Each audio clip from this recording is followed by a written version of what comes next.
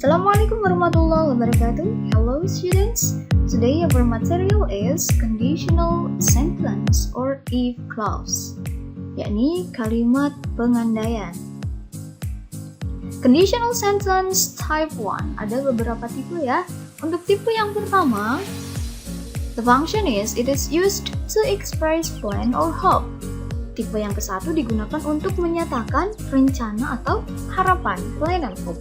That's possible to happen and become reality, yang harapannya tersebut masih possible to happen, mungkin terjadi dan bisa menjadi kenyataan in the future, di masa yang akan datang. Contohnya, if I save much money, I will go around the world next year. Klausa pertama ini disebut sebagai if clause, yaitu klausa yang mengandung if atau jika, pengandaiannya ada di sini ya. Dan klausa kedua disebut sebagai main clause, klausa utama.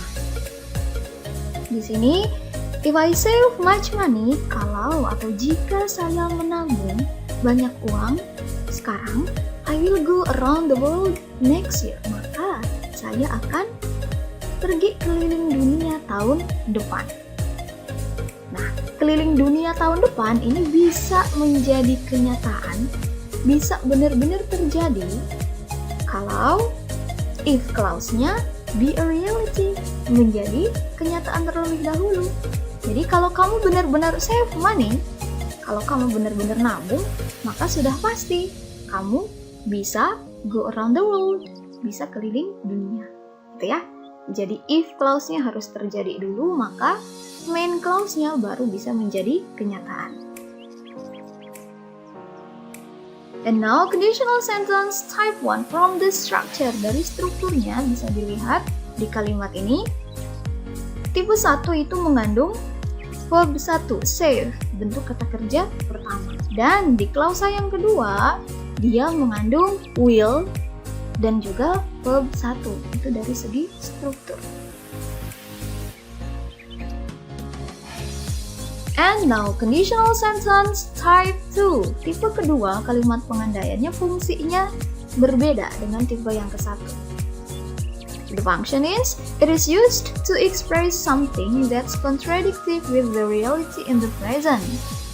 Tipe kedua ini digunakan untuk menyatakan sesuatu that's contradictory, yang bertentangan dengan reality atau kenyataannya yang ada pada saat ini. Contoh, kalian today you have a test. Hari ini punya tes. Nah, setelah tesnya selesai, kalian lihat hasil nilai kalian ternyata skornya itu tidak bagus. Lalu, sambil melihat hasil skornya yang kurang bagus, kalian merenung, if I study hard, kalau saja saya belajar dengan sungguh-sungguh, I would get a good score on my test today. Maka pasti saya dapat nilai yang bagus pada tes hari ini. Itu berarti menandakan kalau kalimat pengandaiannya ini menyatakan penyesalan. Ini tadi if clause-nya, dan yang kedua adalah main clause-nya. Berarti tadi karena menyesal, ternyata kenyataannya pada saat ini nilainya tidak bagus. Berarti kenapa kok nilainya tidak bagus? Karena I don't study hard, so I can't get a good score today. Ternyata sebelum tes kamu tidak belajar dulu, makanya hasil tesnya hari ini itu tidak bagus. Lalu dia bilang, if I studied hard, kalau saja saya belajar dengan sungguh-sungguh, I would get a good score on my test today. Maka pasti saya dapat nilai yang bagus hari ini. Nah, sedangkan tesnya saja sudah selesai dan nilainya tidak bagus karena kenyataannya kamu tidak belajar. Itu ya, penyesalan. Anything they want is impossible to happen. Apapun yang mereka inginkan itu impossible to happen, tidak mungkin terjadi. Dari segi struktur, conditional sentence type 2. Nah, di if clause-nya dia mengandung verb 2. Jadi tidak study, tapi studied. Ya, tipe kedua mengandung verb 2. Dan di main clause-nya dia mengandung would. Would get. Would plus verb 1. Now, conditional sentence type 3. Fungsinya apa sih untuk yang tipe 3? It is used to express something that's contradictory with the reality in the past. Digunakan untuk menyatakan sesuatu yang kontradiktif, bertentangan dengan kenyataan in the past, di masa lalu. Ya, contoh. Minggu lalu kalian ada panggilan interview atau wawancara kerja. Nah, tapi ternyata minggu lalu kamu tidak bisa lulus di interview tersebut. Jadi, kalian bilang, if I had passed the interview, andai saja atau jika saja saya sudah lulus interviewnya yang kemarin minggu lalu ya, I would have gotten a new job. Maka saya pasti sudah dapat pekerjaan yang baru. Gitu. Ini if clause-nya.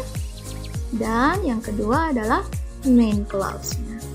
Berarti kenyataannya minggu lalu I didn't pass the interview last week. Saya tidak bisa lolos di interview yang minggu lalu itu. So, I didn't get a new job. Jadinya saya juga tidak dapat pekerjaan. Ya, jadi apa yang kalian inginkan itu bertentangan dengan kenyataan yang ada pada masa lalu tersebut.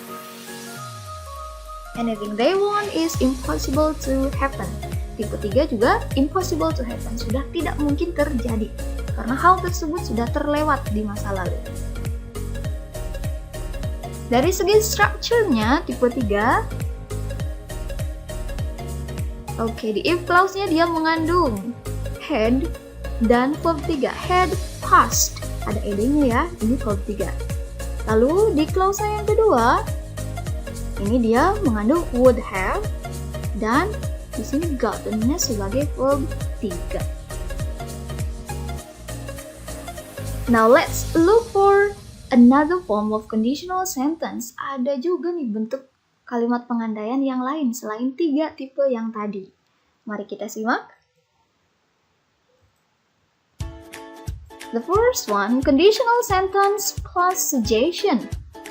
Kalimat pengandaian dan juga saran.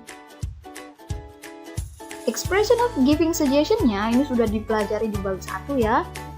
Yang awal materinya ada you should, you could, I advise you to, I suggest you to, atau why not, why don't you. Kalian ambil saja expression of giving suggestion-nya salah satu, pakai saja. Untuk contoh penerapannya, if you want to pass the exam, jika kamu ingin lulus ujian.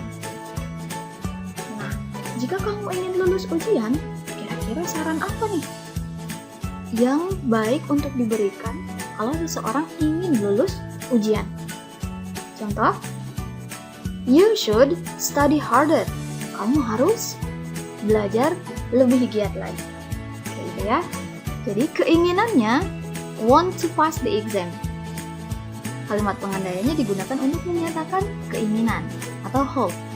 Jika kamu ingin lulus ujian, maka you should study harder. Kamu harus belajar dengan lebih giat lagi. Ini adalah conditional sentence-nya, dan yang kedua diikuti oleh suggestion atau saran. Lalu, tipe selanjutnya yaitu ada conditional sentence plus imperative. Imperative ini adalah kalimat perintah. Contoh yang pertama, keinginannya. If you want to have a healthy body. Ini untuk para laki-laki misal. Jika kamu ingin punya badan yang sehat, nah, stop smoking from now. Berhentilah merokok mulai dari sekarang. Kalimat pertama tadi, if you want to have a healthy body, ini adalah conditional sentence-nya. Diikuti oleh kalimat perintah, stop smoking. Berhentilah merokok. Kalimat perintah atau imperatif ini biasa diawali dengan kata kerja tanpa ada subjek apapun, langsung kata kerjanya saja, stop. Gitu ya. Terus contoh yang kedua, keinginannya, if you want to lose weight, jika kamu ingin menurunkan berat badan.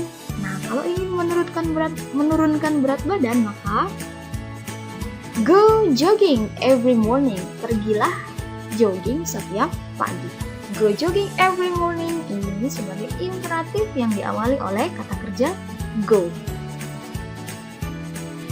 And for the conclusion, kesimpulannya, pada materi kita hari ini conditional sentence, tadi tipe 1, tipe 2, dan tipe 3. Mari kita simak benar-benar perbedaannya ada di mana sih. Yang tipe 1, diingat-ingat ya, hal yang mereka andai-andaikan, hal yang mereka inginkan ini possible to happen in the future, masih mungkin terjadi di masa yang akan datang. Lalu untuk tipe 2, hal yang mereka inginkan itu impossible to happen, tidak mungkin terjadi karena contradictive with the reality in the present. Hal yang diinginkan itu bertentangan dengan kenyataan yang ada pada saat ini. Lalu untuk yang tipe 3 tadi, keinginan yang dimiliki oleh seseorang itu juga impossible to happen, tidak mungkin terjadi karena apa yang mereka inginkan contradictive with the reality in the past, bertentangan dengan kenyataan yang ada pada masa lalu. Itu bedanya yang pertama. Lalu yang kedua, dari segi struktur, perbedaannya adalah tipe 1 mengandung verb 1, tipe 2 mengandung verb 2, tipe 3 mengandung had dan verb 3. Dan di klausa yang kedua, tipe 1 mengandung will, tipe 2 mengandung would, tipe 3 mengandung would have plus verb 3. Jadi kalau kalian menemukan kalimat yang berawalan if, berarti itu adalah conditional sentence. Untuk mengetahui tipenya, kalian cari saja apakah di situ ada verb 1 atau ada will, ataukah ada verb 2 atau would, dan lain sebagainya. Dari situ kalian bisa tahu jenis manakah conditional sentence yang kalian temukan. And for the assignment for today, tugasnya hari ini adalah silakan cek buku paket bahasa Inggris kalian halaman 25. Di halaman 25 nanti kalian lihat di situ ada dialog pendek, dialog 2, dialog 3, dan dialog 4. Dari ketiga dialog itu, rewrite the conditional sentence. Tulis ulanglah conditional sentence yang ada pada ketiga dialog tersebut yang mengandung if kalimatnya kalian tulis ulang ya. Dan analyze the type. Silakan analisa tipe conditional sentence apakah yang kamu temukan pada dialog 2, dialog 3, dan dialog 4 itu. Yang kalian tulis bukan dialognya semuanya, bukan. Hanya kalimat yang ada if-nya saja. Gitu ya. Terus, kalimat yang mengandung if tersebut apakah masuk ke conditional sentence tipe 1, tipe 2, ataukah tipe 3? Ataukah masuknya ke tipe conditional sentence yang diikuti suggestion atau saran? Atau yang terakhir, if-nya tersebut masuk ke jenis yang diikuti oleh imperatif atau kata kalimat perintah.